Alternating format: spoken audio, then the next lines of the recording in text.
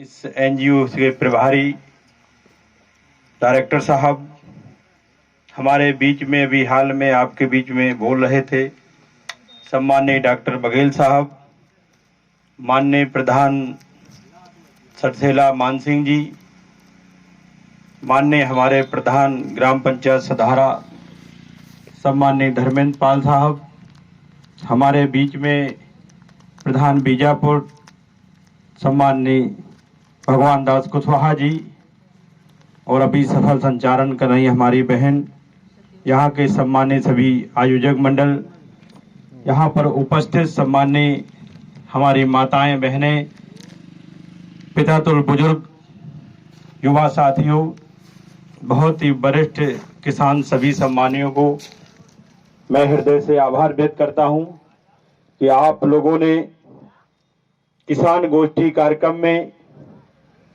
अकबरपुर इटौरा क्षेत्र से आज आपने अपने क्षेत्र में यहाँ सम्मान देने का कार्य किया। हम आपका पुनः तहे दिल से आभार व्यक्त करते हैं। ये किसान दिवस के शुभ अवसर में ये गोष्ठी पूरे उत्तर प्रदेश में लगातार चल रही हैं, क्योंकि आज की खेती में लगातार आप देख रहे हो कीटनाशक, कीटाणु और वो सूखापन आ जाता है, जिसे उटका रोग वैसा कह देते हैं। ज्यादातर मटर में इली की शिकायत से लेके तो अधिकतर, क्योंकि जैविक खाद्यों का प्रयोग ना होना,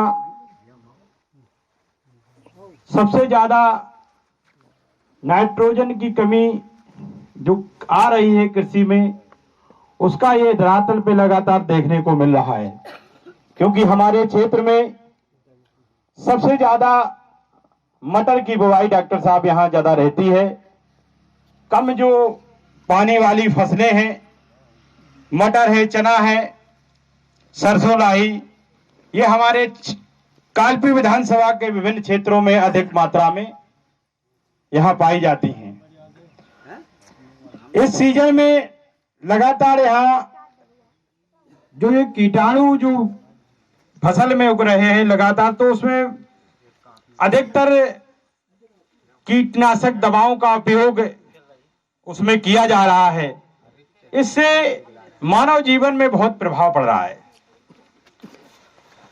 और बगैर अगर आप इस तरह से खेती करते नहीं तो उसकी उपज आपको नहीं मिल पाएगी। तो हम तो ये एनजीओ के संचालक जो हमारे यहाँ बढ़िया एक गोष्ठी के माध्यम से किसानों को समझाने का कार्य कर रहे हैं, तो यही आशा रखते हैं कि उनको किसी प्रकार में पुनः पुरानी खेती में वापस लाने का प्रयास करें। जो हमारे पुरातत्व में पूर्व में यूरिया डीएपी कहाँ हुआ करती थी, हमारे जो घरेलू जो खाद होती थी वो बना के, कंपोस्ट बना के उसको खेती में अधिकतर डाला जाता था, उससे वो पैदावार लगातार रहती थी। आज आप देख रहे हो कि जो घरेलू कंपोस्ट की वो खाद कम और डीएपी यूरिया अधिक मात्रा में उपयोग की जा रही है। उसको कम मात्रा में आप यूज करने के लिए इस तरह का प्रयास करो थोड़ा थोड़ा उसमें, क्योंकि हमारे यहाँ की जमीन नशेल हो गई है। अगर ज्यादा कोई चीज डालते रहोगे तो वो उतनी ही मात्रा मांगने लगती है। तो हम आपको एक प्रैक्टिकल के रूप में, क्योंकि हम लोग छोटे किसान हैं, तो एक आध बीघा में इस तरह के गेहूं या कोई अन्य फसल करके देखने का भी प्रमाण लेना चाहिए। बाकी हमारे जो कृषि विशेषज्ञ यहाँ पर आए हुए हैं, तो उन सबके द्वारा हम लोगों को कोई नई तरकीब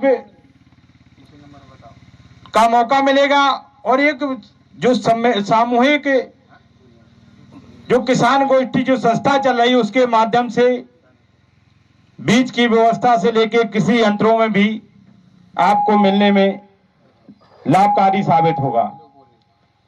क्योंकि यही सब बातों को लेकर बस आप लोगों से यही रिक्वेस्ट करने आए हैं कि आप लोग जैविक खाद का अधिक से अधिक प्रयोग करें, जिससे हमारी खेती में निरंतर सुधार आए और हमारे जो दिनचर्या में शरीर में विभिन्न प्रकार के रोगों ने जन्म ले रखा है। पहले कोई गांव में डायबिटीज वगैरह को जानता नहीं था, अब हर घर में आपको इस चीज का रोग भी मिल जाएगा। और क्योंकि हम लोग किसान से संबंधित, तो दूध घी ज्यादातर हम लोग पशुपालन रहता था। आज वो जब आपको डायबिटीज हो जाएगी तो आप तो कुछ ही नहीं खा पाओगे। तो ये जो आपका खाद्य पदार्थों में जो लगातार डीएपी यूरिया की बढ़ावा से जो विभिन्न रोगों का उत्पादन हो रहा है, तो हम आपको जैविक खेती की ओर अग्रसर होकर प्रदेश सरकार की जो योजनाओं में सहभागिता दर्ज करना चाहिए, उसमें सरकार की योजनाओं के साथ जन जन तक पहुंचाने का कार्य करें। आज हमारे बीच में जो सम्मानीय हमारे अतिथि हमारे बीच में डायरेक्टर कृषि विभाग से लेके सम्मानीय डॉक्टर साहब आए हैं, इनके द्वारा हम लोगों को कुछ ना कुछ सीखने का मौका मिलेगा। इसी चंद शब्दों के साथ हम आप आए हुए सभी किसान बंधुओं का हृदय से आभार व्यक्त करते अपनी वाणी को विराम देते हैं। जय हिंद, जय भारत।